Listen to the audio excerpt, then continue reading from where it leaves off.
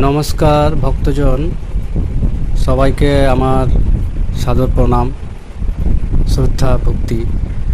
আমি বাস্তুর ব্যাপারে কয়েকটা কথা আপনাদেরকে জানাতে চাই।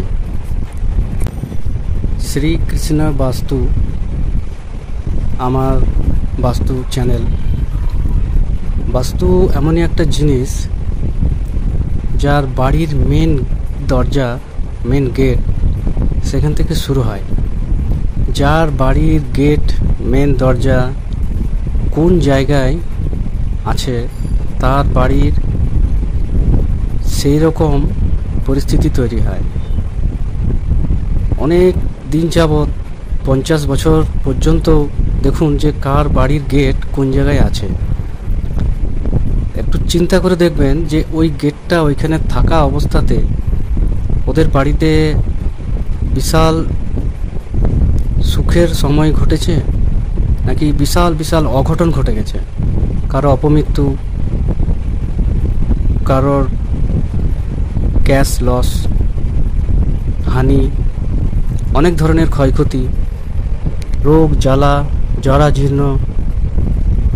কেউ না কেউ বাড়িতে খুব রোগে ভুগছে, পেশেন্ট অবস্থায় আছে, ডাক্তারের কাছে যাচ্ছে, ওষুধ খাচ্ছে, ভালো হচ্ছে, আবার রোগ শুরু হচ্ছে।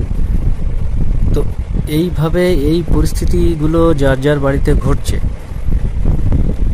ওদের বাড়ির গেট, ওদের বাড়ির টয়লেট কোথায় আছে, ওই বাড়িতে কিচেন, রান্নাঘর কোথায় আছে, কোন জায়গাটাতে আগুন জ্বলছে। আমাদের বাস্তুর মধ্যে 45টা দেবতা বিরাজমান করে। 45টা দেবতা স্থির থাকে, ফিক্সড।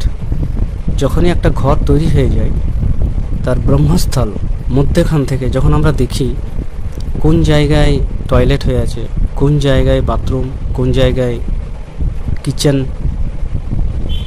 কোন জায়গায় নোংরা জমা হয়ে আছে, কোন জায়গায় অনেক দিন ধরে নানা রকমের উল্টোপাল্টা জিনিস রাখা রয়েছে, সেই হিসেবে তার বাড়িতে প্রত্যেকটা মানুষের যদি 10 জনের ফ্যামিলি হয়, 15 জনেরও ফ্যামিলি হয়, বা 3 জনেরও যদি ফ্যামিলি হয়, তার সেই মতো গ্রহর এফেক্ট তাদের বাড়িতে প্রত্যেকজনের আলাদা আলাদা টাইপের এফেক্ট হবে। কেউ রোগে ভুগবে, কেউ মানসিক অশান্তিতে ভুগবে, কেউ নানা রকম বাধা বিঘ্ন মধ্যে দিয়ে তাকে যেতে হবে। সেই জায়গাগুলোকে আমরা ক্লিয়ার করি, সেই জায়গাগুলোকে আমি ক্লিয়ার করি, চেষ্টা করি। এবং আমি যেভাবে যে টেকনিক ইউজ করি, পুরো এনার্জি ফিল্ডের কাজ হয়। কিচ্ছু ভাঙতে হয় না, কোনো কিছু ভাঙাভাঙি করি না। কালার থাকে, কালার দিয়ে বাড়ির রং কোথায় কি আছে, বাড়ির কোন জায়গায় কি বস্তু রাখা আছে, বাড়ির কোন জায়গায় ক্র্যাক আছে, কোথায় কি অবস্থায় আছে,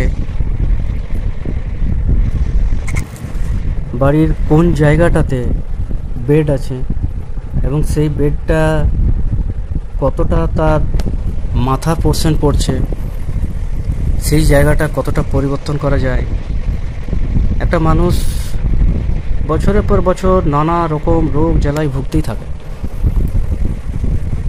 আমি গিয়ে দেখি যে জায়গাটাতে বেডটা থাকা উচিত নয়, সেখান থেকে আমি সরিয়ে দিই, 2-4 হাত আমি সরিয়ে দিই। বিশ্বাস করবেন না, 21 দিন পর থেকে সেই রোগ জ্বালার প্রকোপ যার ওপর এতটা হচ্ছিল অনেক কমে যাচ্ছে। এটা হচ্ছে এনার্জি ফিল্ড। এটাকে সায়েন্স মেনে নিয়েছে এবং বাধ্য, সায়েন্স মেনেও স্বীকার করেছে। আমরা চোখে দেখতে পাই না এনার্জিগুলোকে, কিন্তু ওইটা অনেক দিন যাবৎ থাকতে থাকতে সে তার অনুভবটা বুঝতে পারে। তো এই জিনিসগুলো অনেকে বুঝতে পারে না। তো সেই জায়গাগুলোকে আপনারাও বুঝতে পারবেন, অনুভব করতে পারবেন। যখনই সেই জায়গাটা থেকে পরিবর্তন করিয়ে দেব, আপনি নিজে আমাকে বলবেন যে হ্যাঁ, আমি এখন সুস্থ আছি,